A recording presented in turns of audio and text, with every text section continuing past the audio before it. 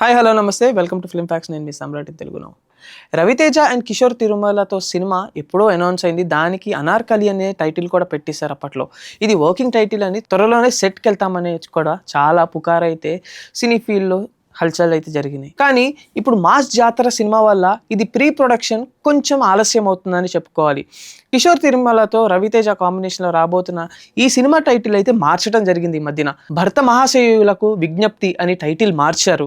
ఇది మామూలుగా సాధారణంగా భక్త మహాశయులకు విజ్ఞప్తి అని మనం టెంపుల్స్తో వింటూ ఉంటాం. అయితే ఈ కాన్సెప్ట్ కంప్లీట్లీ భర్తల పైన అండ్ భర్తలకి జరిగే అన్యాయాలు అండ్ కామెడీ క్రూషియల్ పార్ట్ ఎక్కువ ఉండటంతో భక్త మహాశయులకు విజ్ఞప్తి అని టైటిల్ మార్చి నెక్స్ట్ ఇయర్ రాబోతున్న సంక్రాంతికి విడుదల చేయడానికి అయితే ప్లానింగ్ చేస్తున్నారు.